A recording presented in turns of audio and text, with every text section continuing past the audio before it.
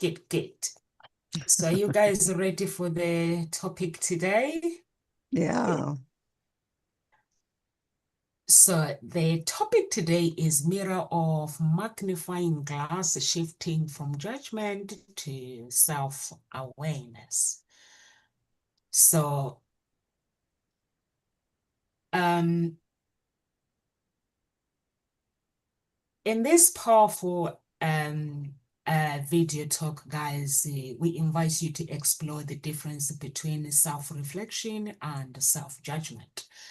Uh, are you holding a mirror to see yourself clearly and compassionate, or are you using magnifying glasses to magnify flaws, guilty, and shame? So if you are in those one of categories, this message is for you to let go of harsh self-talk, embrace emotional honesty without judgment, reflect with love, not criticism, shift from blame to conscious awareness, cultivate spiritually and emotional healing. I understand, Carol Ann, you chose the topic. Mm-hmm.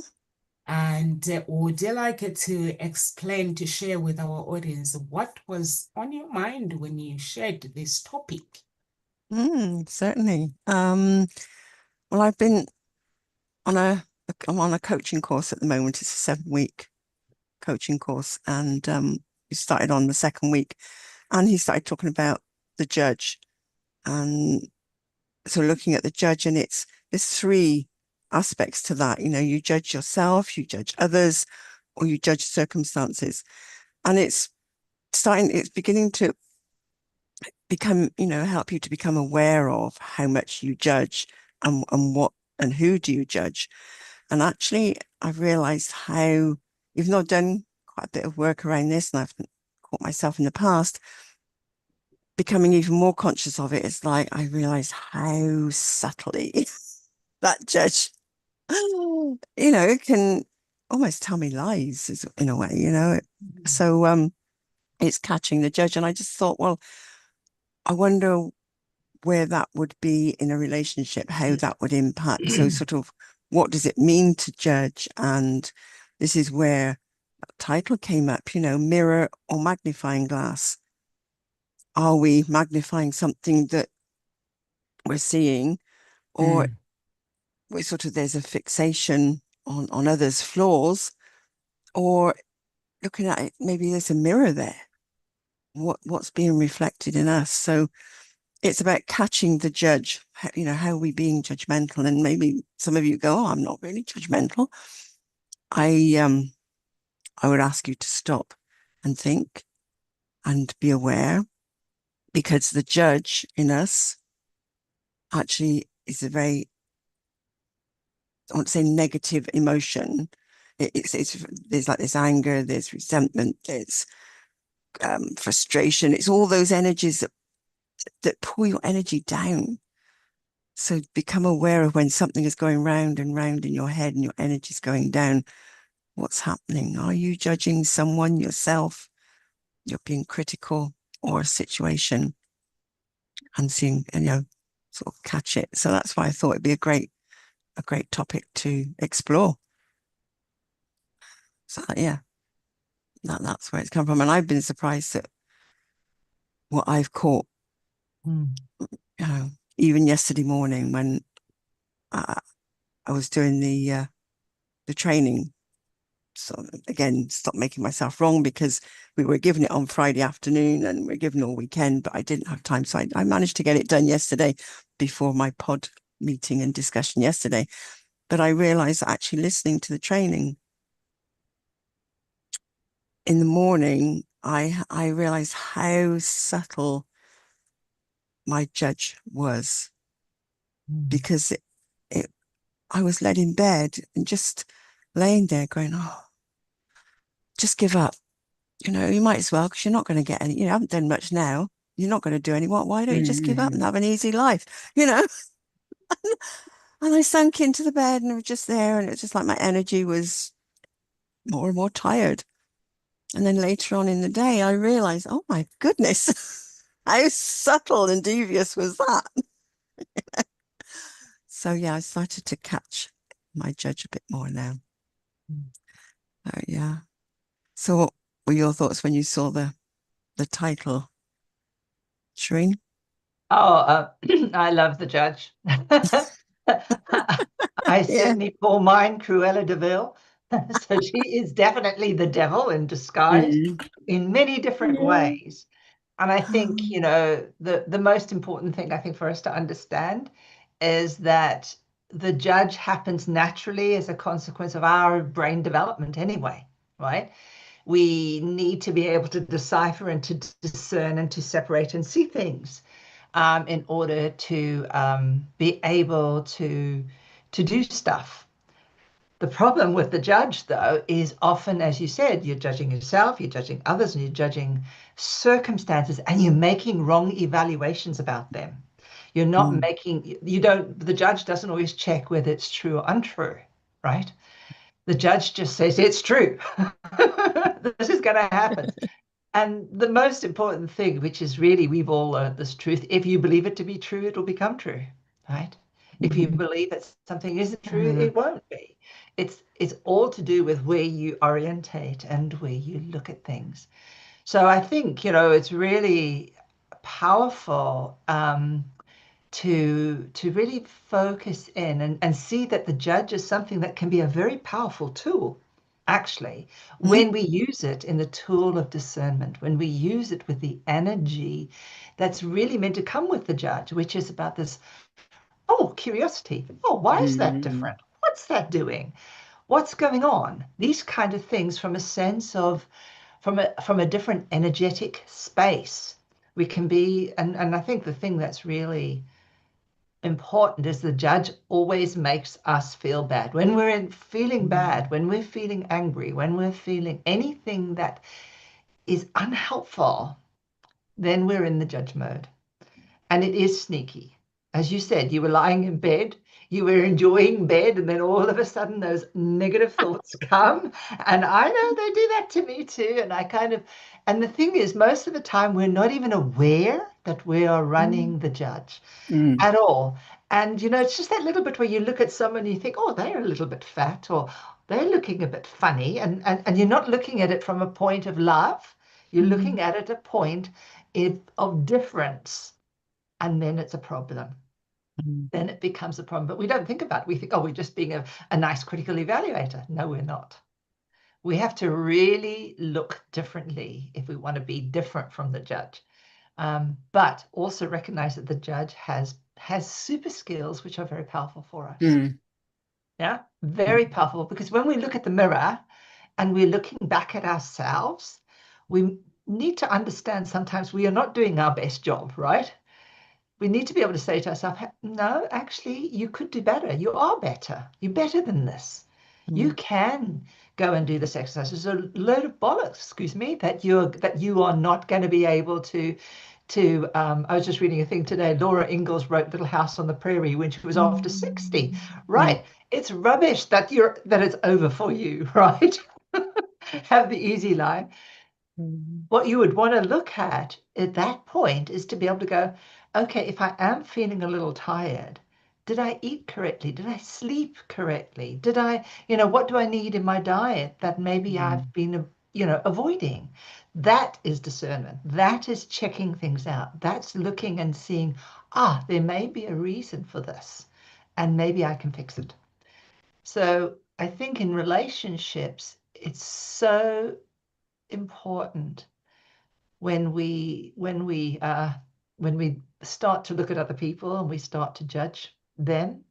It's Mm. so important to be able to think about what's also the other bit, the and bit. So if you're saying, well, yeah, you may be looking overweight and there's something else that you can Mm. probably do, something else that I recognize that is you, that is the biggest part of you, is really important. And of course, checking how you feel. If you're feeling kind, then and you're feeling love, then your words won't be misunderstood, right? Most of verbal and all communication, 70% at least or more, is nonverbal. So the sound of your voice, it's harder to be a judge when your voice is lower down and quiet and calm, and it's easier when it's sort of, as I said, the sexy one. You want that piece of cake, don't you? I know that's a saboteur, but and then you had that piece of cake. Why did you have it? You're going to wait. You know what you're going to do, right? You can see we all have them. We may be psychotherapists and coaches, but we still have them. Every one of us have them. Yeah. As a judge. Well, it's funny. I mean, and usually the judge, it comes by with the voice of someone, not necessarily our own voice, but when there's a judgment, there's sometimes that the inner voice comes with a person that previously was telling you off or judging you or had had an impact on you in some sort of way in your behavior or actions. And it's and you were doing a wonderful job there, like defining in a sense the differences. I'd like just to point out a little bit that the when we talk about self-reflection, we're talking about curiosity, like conscious curiosity about the self. And when we talk about self-judgment, is mostly the inner critic's ego and echo as well. The echoes of the past, of the shoulds, of the must, of the need to, from society, from family, from culture. We're talking about in the curiosity of of uh, of the self-awareness that includes uh, the being compassionate, being constructive, being um intentional in our discovery of the self. And it's more of an understanding process than a blame process. Whilst when we talk about the self-judgment, we're talking about uh, reactive, we're talking about shame-inducing at times, we're talking about the internalized and externalized expectations, right? There's more or less when we're talking about self-judgment, and obviously the self-judgment impacts the judgment of others. When we judge others, we're judging ourselves. And there's more of an evaluation of right and wrong, good or bad, right? It's very binary. There is the how we evaluate ourselves according to our actions, like, oh, I took that piece of cake. Oh, I'm a bad person. All right. And of course, the deeper part of it, it's where it mirrors our own childhood conditioning and the adaptations that we've taken on for survival. Um, in essence, what I would like to say is that self-judgment actually is becomes a trap in a sense where it weaponizes everything that you know about yourself against you. So yeah, it's a wonderful topic to talk about. There are plenty of things to talk about, plenty of things to discuss here. I love what Kamal was saying, that sometimes the judgment comes with someone else's voice. It might be someone who has criticized you in the past, or sometimes it could be someone that he loves us, he will always correct us. And also you mentioned that sometimes when we're judging others, it means we're judging ourselves as well. Yeah, it does that. Me, I'm aware of that when I think sometimes I'm always have earphones on. So if I find myself in that judgment place, I talk to myself, I correct myself. So I think sometimes people think this girl, she's on the phone, but actually I'm not. I'm correcting myself to say, no, that's judgmental. That's a judgmental voice. So I've learned to do that, to just have to. And also, I like Shireen, you said the judge happens natural, where we judge our circumstances, we judge all these different things. I think this topic is Carol Ann's favorite. Carol Ann does not like anyone who makes themselves wrong. So she likes you to know that whenever things go wrong or if you don't feel right, it's not yourself. And I like it, Carol Ann as well, where she was like, um, getting herself out of her comfort place, judging herself while she was being comfortable in the bed. I actually have learned that I work hard and work hard. But if I find myself sitting down, I don't blame myself. I just make myself be aware that life is not all about me, work, work, work. So I'm allowed to sit down and relax. So I always tell myself that, yeah, I'm allowed to relax. But as long I'm not judging myself, but before I'll be judging myself and crucifying myself. So I've learned the hard way. I think mostly hanging out with Carol Ann. Um, when you talk to her, she'll go somewhere else.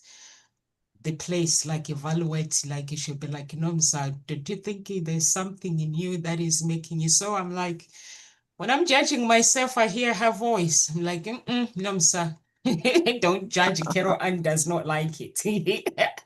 Don't judge. Don't judge yourself. Embrace who you are, your imperfection. Over to you, Carol Ann. It's about, yeah, not making yourself wrong for it. It's about catching it, because what the judge in you is doing, or that part of you that's the judge, it's not you, it's a part of you that's, it's your judge. And in being critical, being judgmental, it's actually stopping you from doing things. It's actually physically harming you because there's tension in your body. So it's becoming aware of how is it physically affecting you, how it emotionally, where's your emotions? As we said, it drains your energy. So emotionally, there's this, maybe there's despondent. I recognize there was this despondency in me when that judge comes in and, is saying, oh, you can't do that. You're not as good as that person, no, why can't you think as quick as that or come up with ideas like that? You're not very creative. It's catching those criticisms and then going, okay, how's that making me feel? And what's it actually stopping me from doing? It's actually stopping me from taking part and being part of it. And actually, I do have something to say. It's being able to recognize, well, yeah, no, I have something to contribute. I do have something to say, but allowing myself that time to find those words to say, well, what is it that's here for me to contribute? So recognize that actually that judge can have a really serious impact on your physical health and your mental health and your emotional health, just in a split second. It's not something over time. It's just like in that instant, it can become quiet, withdrawn, your body, So it's about catching it, not making it wrong. As Nomsa keeps saying, I say, yeah, don't make it wrong. Because actually, by making it wrong, you're judging it. And so that you're creating that, again, that emotional, it's wrong. Oh, just say, well, okay, what actually be open, be curious. Yes, Shireen, you mentioned curiosity, being curious and going, okay, so what's actually happening here?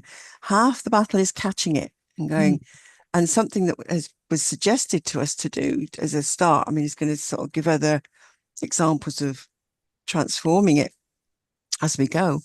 And he calls it our number one saboteur is the judge. First of all, it's just catching it and going, oh, aha, gotcha. And in different ways.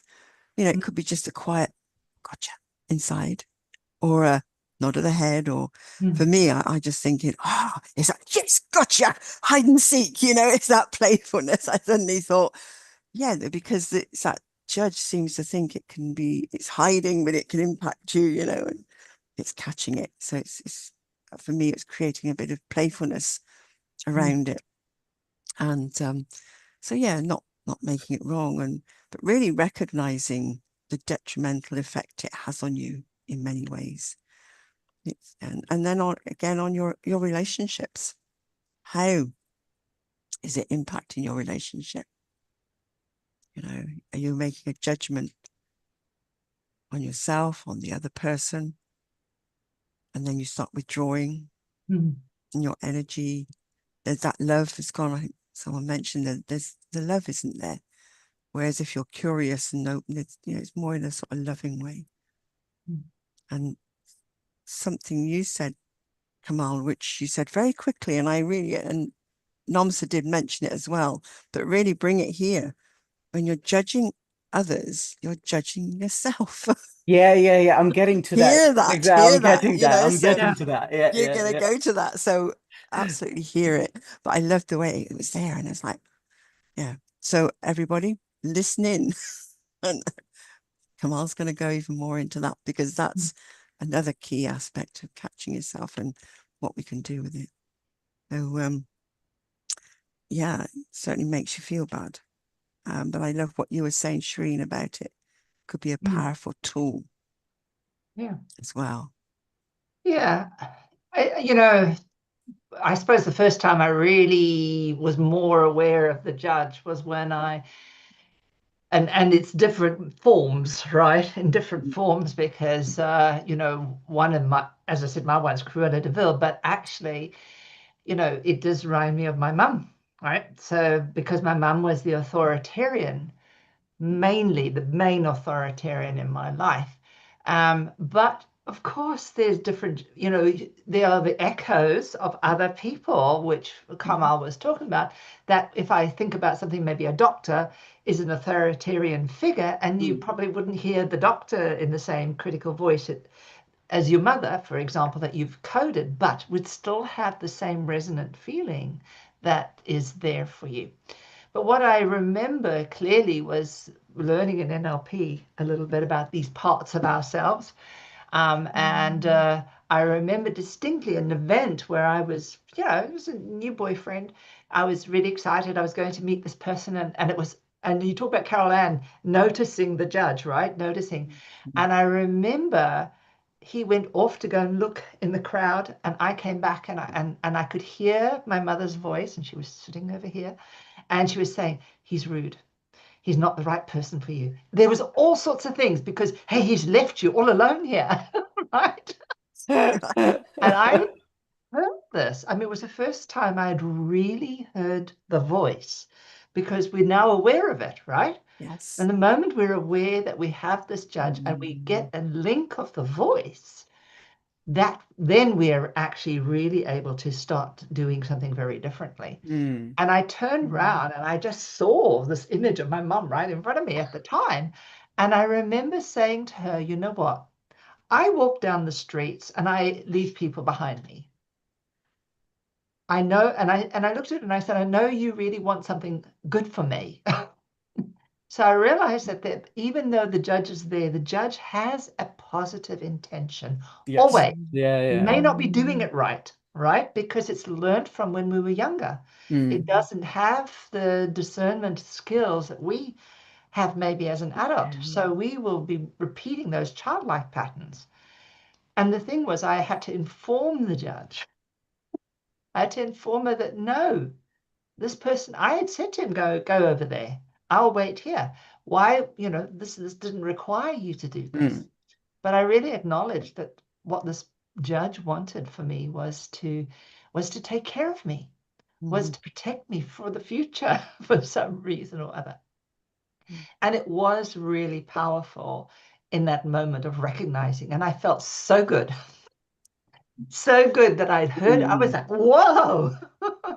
And once I was able to do something with the judge at that moment, and it wasn't really blocking it away or telling it whatever, it was a kind, firm moment of saying, no, that's not true, right? That's not true. I know you care about me, but that's not true. And I was able to then move her to a different place in my sort of space in my field, and I could hear her differently. I said, I prefer you on this side. Thank you very much. You're on this side. I can hear you better. And maybe I can feel feel you better, which is a very different thing. So these are things you learn in NLP about actually moving them around so that you can actually see we locate sounds and people and images very differently, and actually where we think of them, and if we shift them consciously, we change everything. But from a neurological perspective, the judge, when we catch the judge, it creates a huge, especially when you go, ha ha, right? It creates a huge neural spike in our brain that tells us, whoops, orientate, something's changed. And that's where we get a bit of dopamine, we get a bit of extra learning, a bit of extra va-va-voom, and all of a sudden we start imprinting differently. We start creating a new neural pattern. And so if you do find yourself connecting with your judge, or that part where you kind of realize, hey, call it out really loudly in a way and get excited, because that's where you change. So when we're in relationships, even, one of the things, sometimes I do have these things, with my partner, and I'll actually stop and I'll say, hey, you know what? I'm not being fair here. Let me go out. I need to work out what it is I'm so angry about, what it is that's going on that I'm blaming you for some reason, because I know it's not always fair and true. So I'd go out and I'd come back and I say, oh, I know what that is. But you have to come back. And this is where we work with relationships, isn't it? It's about being able to recognize our judge is probably 100% responsible for our interaction with that person if it's negative. Our judge is doing something incredibly bad for us. But if we kind of are able to recognize that our judge wants to protect us, it's always about protection and self-preservation to some degree, then if we can understand what it's trying to protect us from, we can then have the skills and tools to do something better and to have a better relationship, which is what we want to do. And I know Carmel's going to talk about the echo and the reflection and how that is for ourselves. Yeah, I'm yeah. curious how you're going to approach it. I'll talk about that, but before I talk about that, I just want to point out a little bit of because you combined a little bit of what Caroline was talking about, and I wrote some notes and so I wanted to have a little bit of reflection talking about it because you mentioned it as well. And I've had you met my mom, right, when we were in the Yeah. UK, and you saw how authoritative she is, even though she's like Yeah. smiley and jolly and tiny and everything, And but she's lovely, but gosh, you could see, right? come on. Right, and this is something that I've had all my life in my ears. She's always there and she's here, right? And one of the things that took me a while to to adjust, for instance, is organization. Now, my mom has the German education. She is like a general at home. There's my grandmother's Swiss. My mom had the German education, the German schooling back in the like 60s and 70s. That's the top quality education, right, that you can get anywhere in the world. And discipline. And so at home, everything was like, this is a mess. This needs to be fixed. Da, da, da, da, da, da, da, da. And so I grew up with that. And for me, at the time, we didn't really know that I had ADHD, and we didn't understand the fact that organizing for ADHDers is hell. Or the simple fact of taking a shower for us. It's not like most people, they go like, huh, I'll take a shower. And you just stand up and go and take a shower. It doesn't work that way for ADHDers. What happens is that you know how when you click on your toolbar on the start menu and then you have a whole list of tabs and each tab has another arrow with several tabs. This is exactly what happens in our mind when we want to take, like when I want to take a shower is like, oh, I have to take out in the shower. Okay, so my towels, they're clean. Okay, so I have to take out the towel out of the cupboard and I put it in a place where I have to be ready. So when I come out, oh, and that's dirty. So I have to clean this. And then, oh, the water, am I going to put a shower cap or am I going to wash? When did I wash my hair? Oh, it was 2 days ago. So I can't wash my hair. So I have to put on. It's non-ending, and we get exhausted after 2 minutes of thinking of showering, and then we go like, F it, I'm just gonna sit down here. Okay, so now coming back to the subject of my mom being authoritative and organizing, and I used to judge myself and I used to blame myself. Oh, this is messy. Oh, if this could be nice and organized and you like clean and neat and everything. And I wanted to do that with several things, but I could never do it until obviously I studied as well NLP and I started looking into the parts and the people speaking in our heads, and I realized that wanting to be extremely organized is not a part of me. Mm. It's not me. It's my mom. And I love her for wanting to push me that way. I can organize certain things. You will check my clothes in my cupboard, you'll be shocked. Like trousers, color. Clothes by color, lighter to darker. Suits, shoes, everything is properly done. But you can look at something else and it's a mess. So, and then, of course, with NLP work, I realized, okay, this is the voice of my mom. It's my mom that wants me to be organized. Do I really want to be organized? Not necessarily in everything, not necessarily in all parts of my life. I like to have certain things that are messy because it makes me feel comfortable. Like my computer desk is very nerdy, so I have my things as they are and it's neat. But then I can have certain things that are a little bit messy. My games, game boards, they don't have to have a certain sequence. It's just like shove them in the cupboard because I know where they are. And if I have a bunch of papers and notes that I write in notepads like this, I kind of know which notepad I have to go to see what I want to look for, whether it's maths or if it's English or if it's psychology or NLP teachings or coaching, previous coaching clients that I've had. I know where to look. So that's not an issue for me. So back to what we are talking about, what you were talking about actually, Caroline, is that um, that's one, right? That you mentioned. You said you're not as quick, you're not as creative, you're not as good. And these, in most cases, and like the voice that you had as well, Shireen, these are kind of like scripts that are handed down to us. Mm. That's the way it is, right? And there is, and it plays in a loop sometimes. It's like, "Da, da, da, da, da, da, he's rude, he's not good, he's rude, he left you, he's rude." And then the same thing with you, Carol. And we all have that voice, right? And so, and it doesn't take a breath. It doesn't pause. It doesn't. You don't have time to question things at sometimes, right? It's just this is the verdict. This is how you are. This is who you are. Dun dun dun.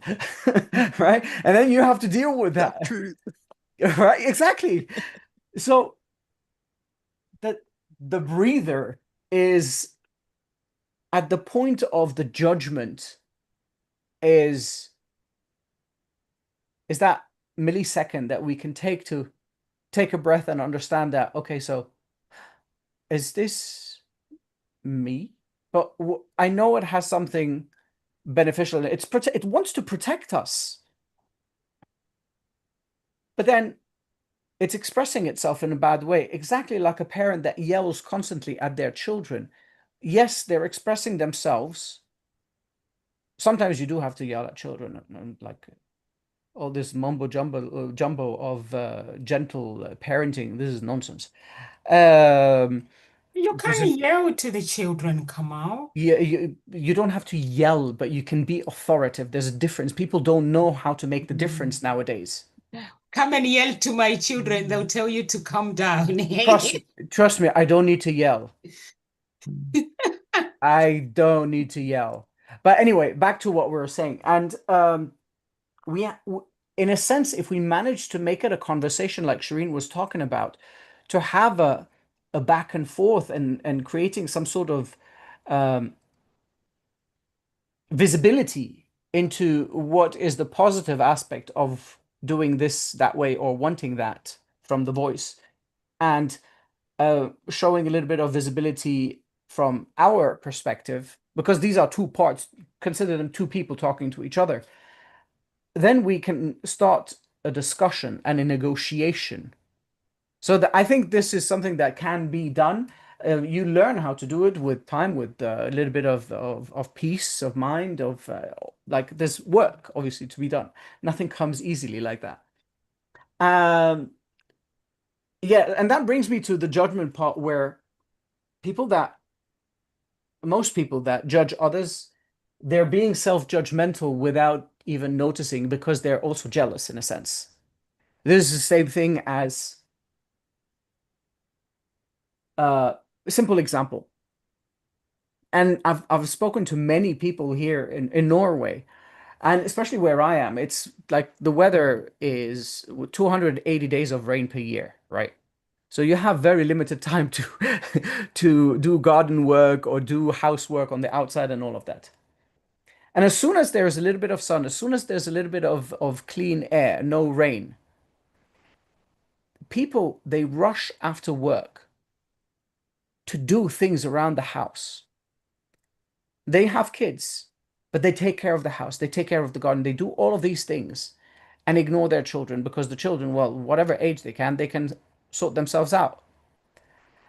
And if they don't do that, oh my God, the amount of judgment Mm. that they have, and then they look at you like me, I'm laid back. It's a nice day. I'm going to enjoy it with the kids. I'm going to do whatever it is. I'm going to play Mm. around. And you will see through their eyes. And so I've asked a few of these people, so can't you just sit down? And you can see in their eyes, sit down? What do you mean?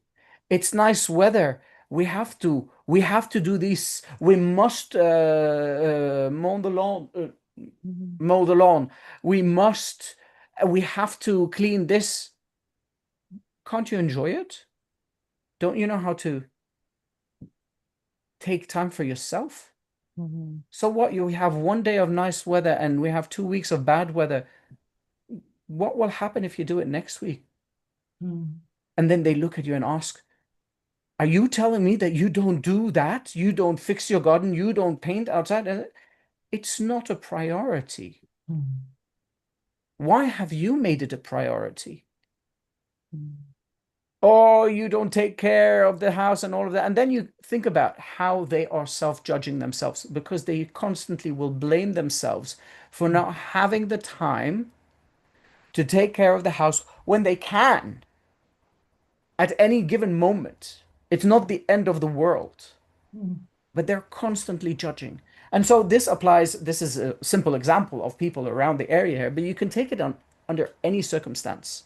Think of a person that was judgmental about your behavior, about what you dressed, about how you did something that is not in any way, between quotation, negative, and how they were judgmental about it.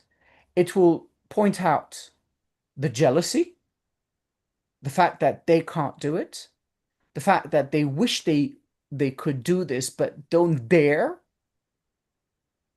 and it will point out a deeply rooted social, parental um aspect that they cannot get themselves out of, that comfort zone. We're coming back to that comfort zone again because it is a comfort zone. It is understanding that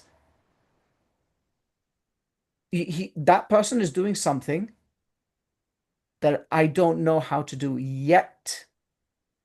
Would it be possible for me to do it? Then that judgment changes and becomes that self-reflection that we're talking about. It's that point of negotiation that I was talking about earlier, where we if we can reach it, it will be the balance, the shifting point on the balance, on the scale, to going from self-judgment, judging others, to self-awareness, and probably a lot of confidence and a lot of contribution to one's own benefit. Yeah, so now I got back to the answer and Yeah. I like Uh, what everyone has said and things like that. And I also like Kamal, the example that you made about the neighbors and stuff. For me, I don't take any notice of things like that because I know that people are very, very judgmental. And even when it comes to life, it's like it's a competition. Um, so you just have to, there's some things you have to learn to live your own life. So I like the way when you say to you, when is the weather is nice, it's time to spend time with the kids and just have fun because we live in this world very, very, life is very short and some people they are house proud. So for me, I'm just like that. I just mind my own business. Sometimes people think I'm not normal, but I am normal. I'm living my life. Hmm. So I'm like, why would you want me to live the life the way you want? So I'm just gonna take it easy and live my life. So yeah, so I think that is really, really important. For people to recognize that when they're in that place of judgment. And also, when you explore the projection, psychological projection means attributing our own feelings uh, or trace it to someone else. I think, Shireen, you did speak about that as well. Like let's say if someone is arrogant, they annoy you, and could it be reflecting your own fear of seeming inferior or hidden desire to be more confident? So those are the things that I think you have to track that pattern and then notice it as well.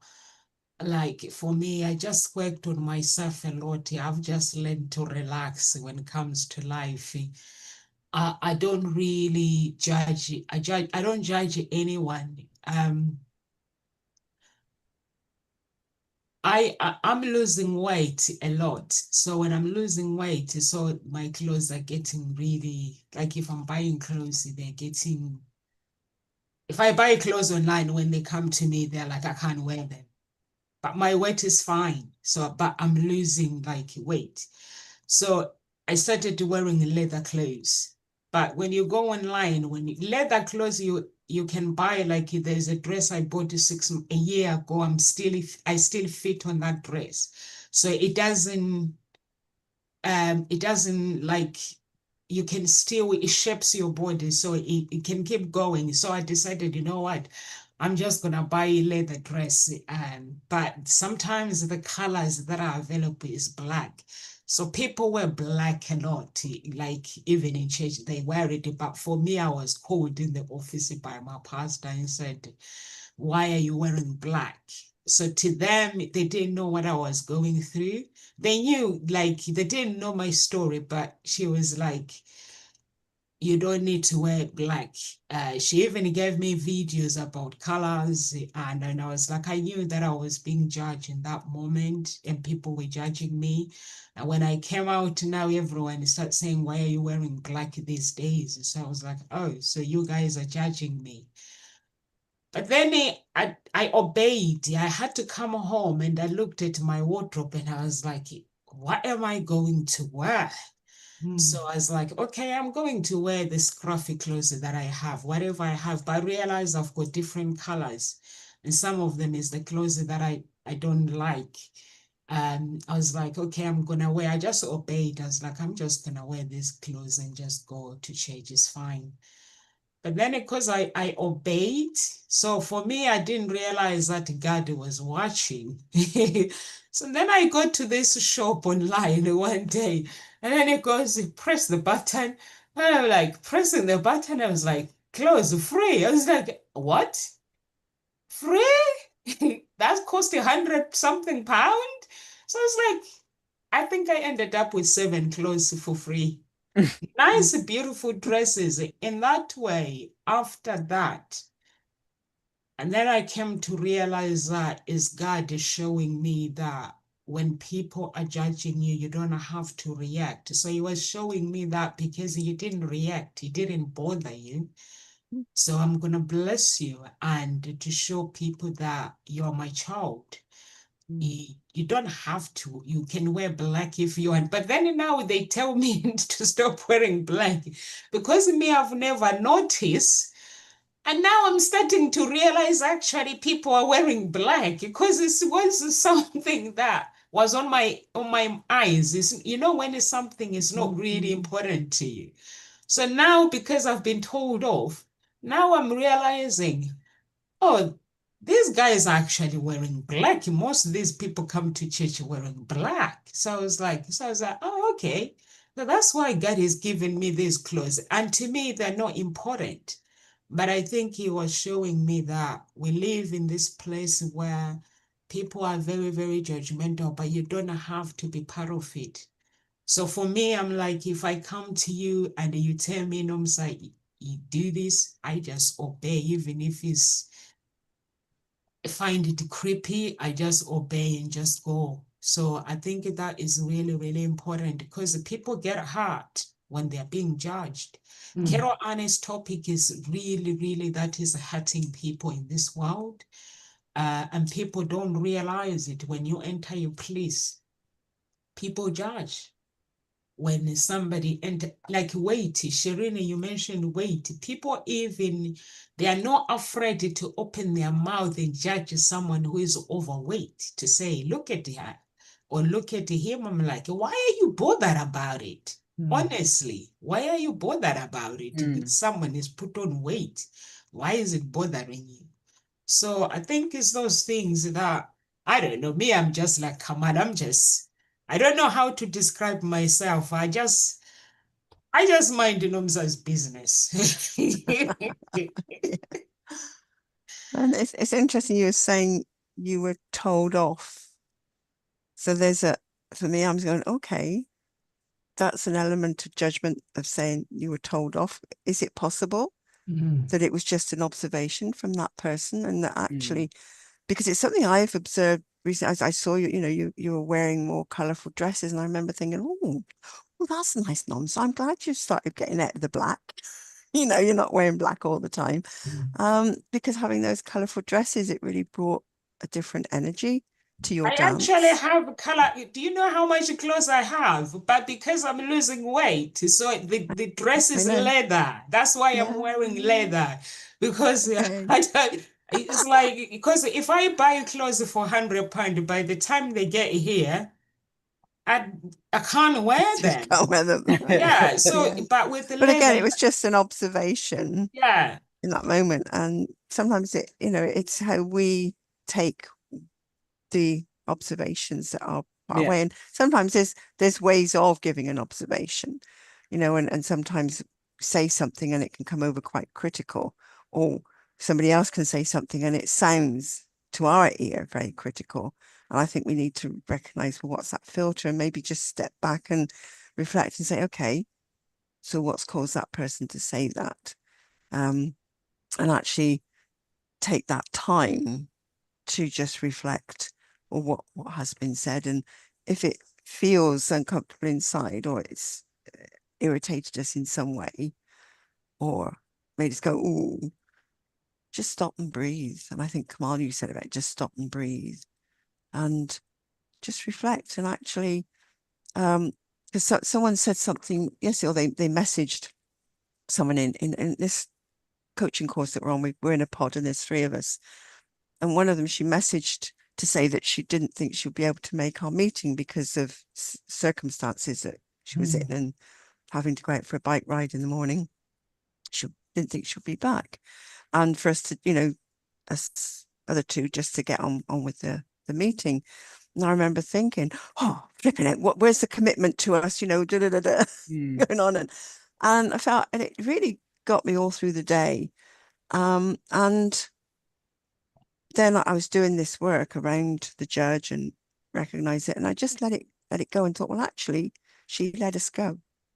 Not she let us know, and so I was grateful for her letting us know, and just thought, okay, that's the circumstances where she's at the moment, and letting it go. I was then able to put a message in from that different aspect of saying, oh, thank you for letting us know. Enjoy your you ride your Guys, bike I've got right. another And meeting at 2. I'm gonna have to go. okay, Caroline, you are the host. okay, I saw that. Yeah, yeah.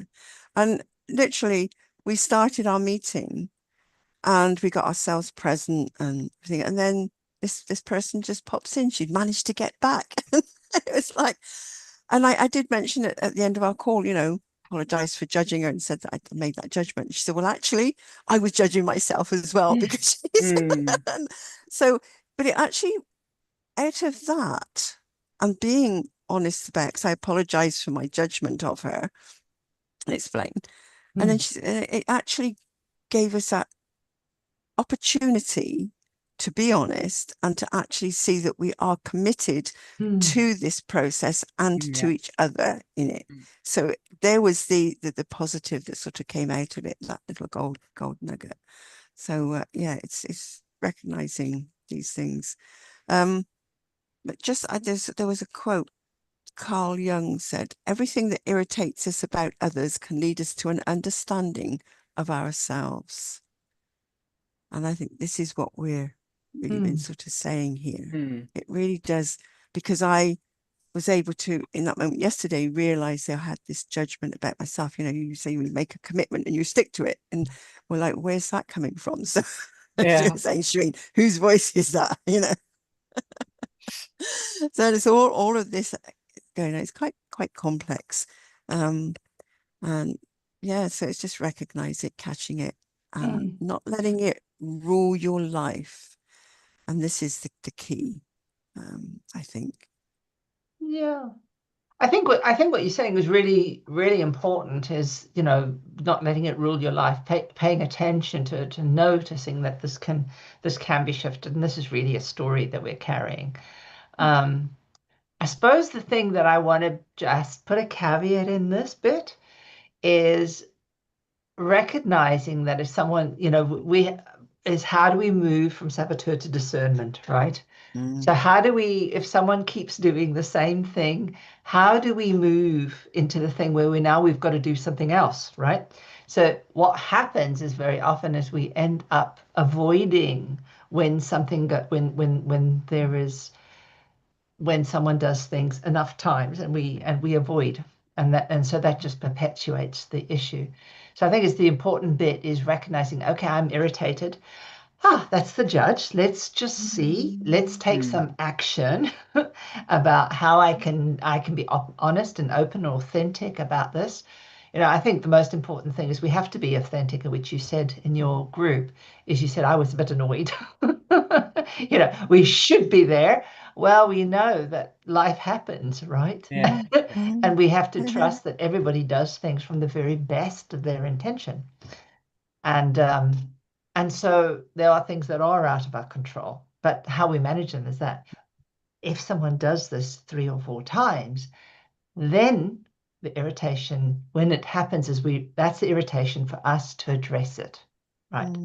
So I think it's about learning, because you can't quell irritation. If you think about the idea that the judge is there for our protection, it's there for our self-actualization, really. Believe it or not, people may not think so, but it is for our self-actualization. We have to be able to judge ourselves in a creative way to show ourselves to be better or to improve ourselves so that we can be closer and closer to who and what we are designed to be. And it's that double-edged sword, right? It's how do we cut away what must be cut away, and how do we cut towards stuff that we want, like a diamond, so we can shine. So it's really, it's kind of truly understanding that. And I think what's very important is, and I think for any kind of relationships, particularly if someone has real low self-esteem, they are more likely to be more judgmental, right? They're more likely because they're too scared to show themselves. They're too scared of being rejected. They're too scared of being looked as less than because of the meaning making they're making about that. But the thing is, as a person, that may be the recipient of that, it's really about recognizing that it is not about you necessarily, right? And how do we check out where are we in our lack of discernment to walk away should we need to? Mm-hmm. So it's really important that we recognize that the judge is there for our benefit and also it's our self-destruct. And how do we marry the two so that we can have both in our armory, right? Mm. When do I use the judge to cut away? When Mm. do I use the judge to discern and Mm. bring more love into it, right? But either way, you always got to have love. Yes. I like You've that. got to have love no matter what. Yeah. Yeah.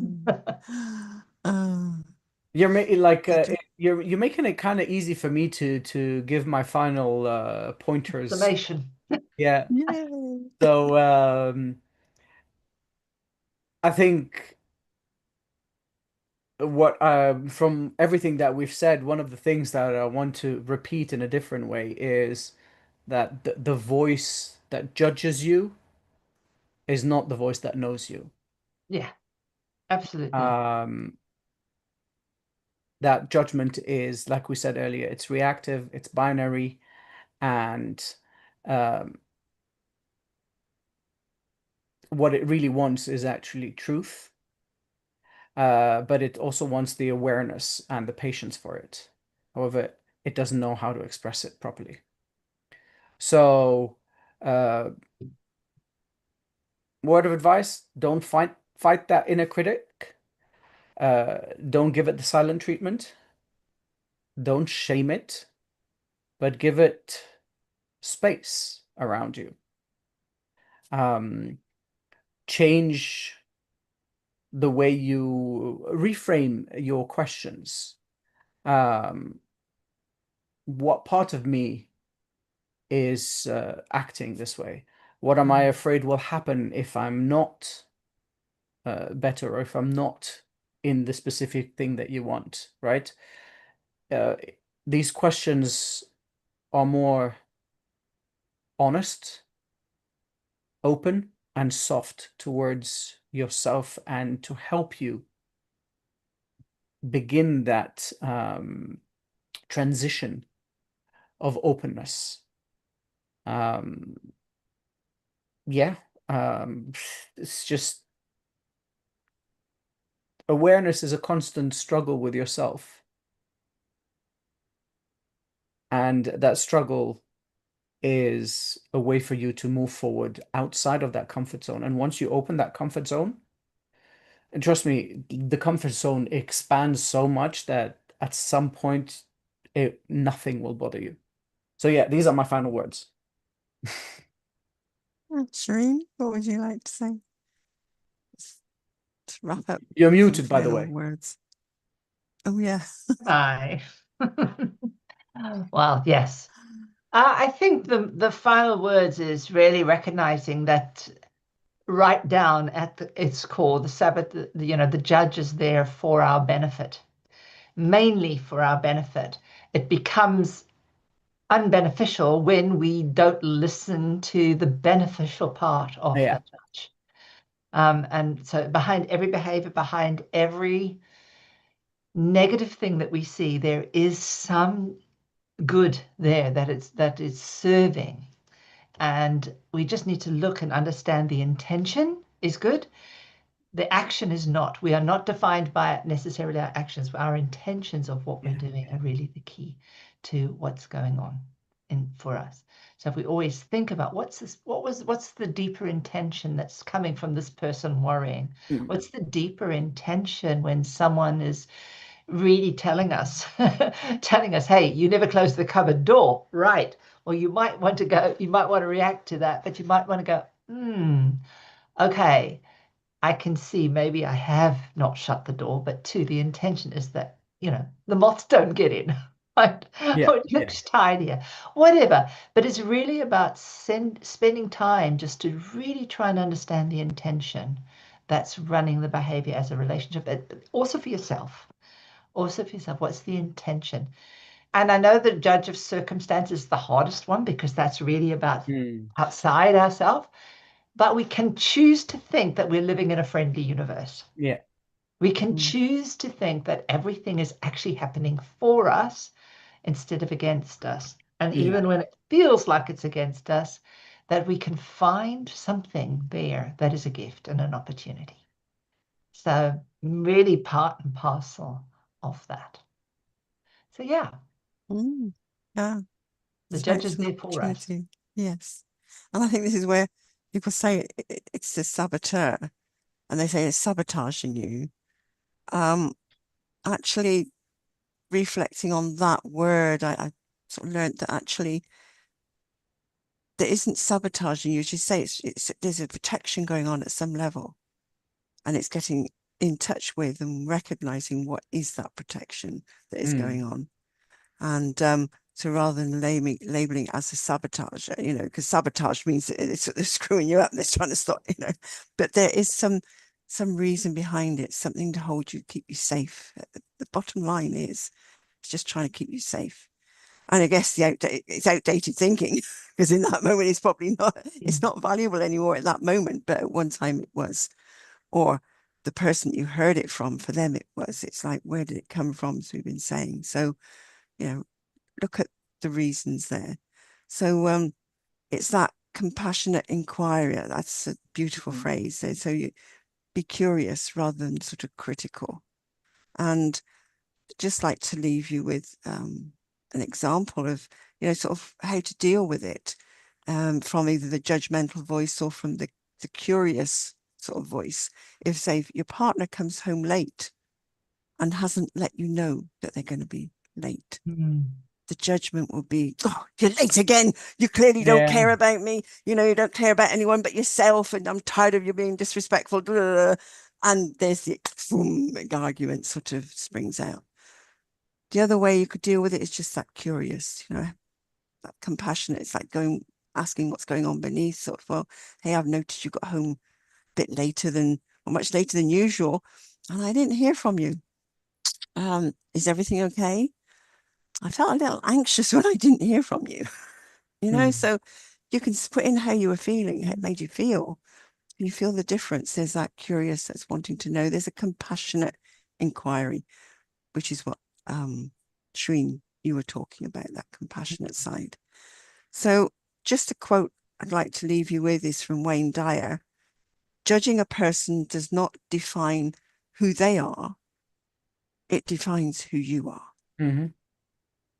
That's So it. just something to think on. So thank you all for listening, and I hope you get to catch your judges and redefine them and work with them.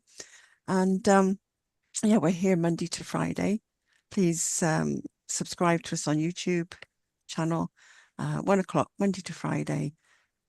Thank you for listening, and look forward to seeing you again next week. And Nomsa will be with you tomorrow with a couple of other people. I think it's Amanda and, oh, forgotten, Amanda and Grant. That's right. Yeah. They're usually there on a Wednesday. So, okay. Take care.